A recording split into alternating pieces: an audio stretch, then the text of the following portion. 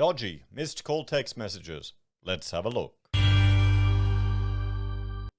Hello everyone, Florian.Heise here and welcome to another episode of HeiseSays.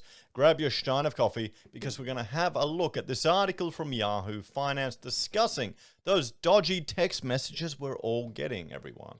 You may have heard in previous videos where I've been getting text messages. I'm getting either random calls from overseas or these new ones where they want you to click to download to get a voice message. Well, most people wouldn't click on it. Most people wouldn't fall for it, would they? But there would be some people that would, particularly perhaps some of the older users of the tech. So let's have a look. So, the missed call text secretly infecting Aussie phones, Telstra warns.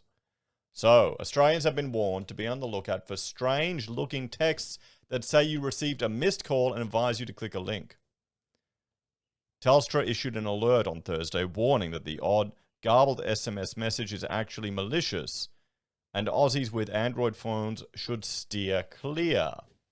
The messages are generated by malware called FluBot, which spreads via SMS and can infect insecure Android phones, said Clive Reeves, Telstra's Deputy Chief Information Security Officer.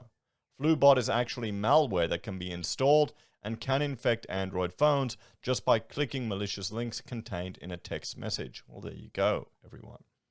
This will be I wonder if some of this stuff comes from virus companies with the intent in selling virus packages and scanners and software on your phone.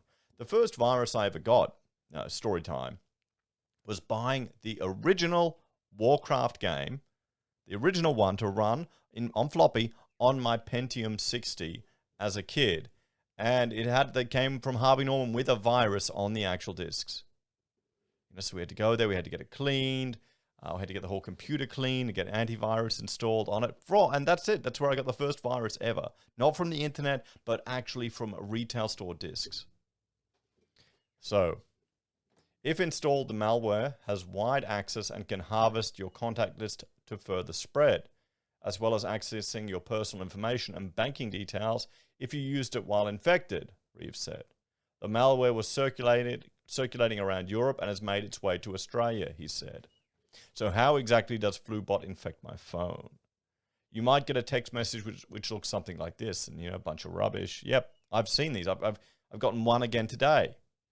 Australian comedian and radio presenter M. Rossano received a similar message.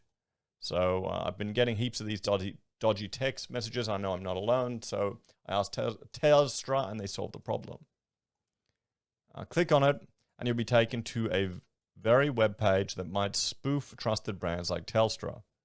You'll be asked to install an app to listen to your voice message. If you give permission to install, you just downloaded the FluBot malware onto your phone. I mean, this is the thing. Never click on a random link. Why are you going? This isn't how voice messages work. So it's obviously someone who doesn't understand tech is falling for this. And it would be all the users. To have your mobile compromised by the FluBot malware, you would have to click on the link and visit the malicious website in the SMS you received. Yeah, this is the thing. Most of these viruses that you're going to get are due to human error. Either you don't maintain the correct updates and security on your network, or you do something stupid. And that clicking on a link sent by SMS is something stupid. So, but there's one bit of good news. Only Android phones that have already enabled side loading of apps onto the device, meaning the phone permits the downloading of software from potentially dodgy sites outside of the Google Play Store, will be affected. Okay, so I can't imagine all the people will be using this. Well, I guess some people would. If they break their phone or they want to get dodgy programs. So unless you've done this, you can rest easy. But it's the type of thing, say you want to play like an emulator or something for a ROM you've got. You set that up, do it ages ago, and you forget about it, and then boom, now you do this. Yeah, I could see it potentially happening. Reeves describes FluBot as a sophisticated piece of malware because it sends text messages to random numbers and contacts scraped from an infected Android device. This is what makes it so difficult to contain. Each time it does this, it creates a new unique link, making it difficult to block at a network level. These messages are also being sent from infected devices all across the world that have fallen victim to the malware, he said. How to tell if your phone's been infected?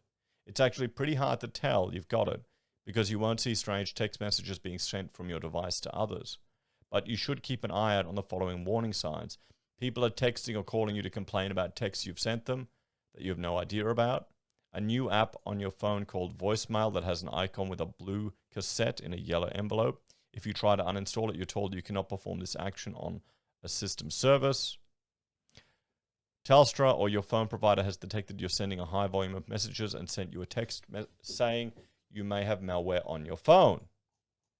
So what should you do? Aussies who find their devices have been infected should urgently remove the malware and change all passwords. If your device has been infected, you should also switch to a different handset, Reeves adds.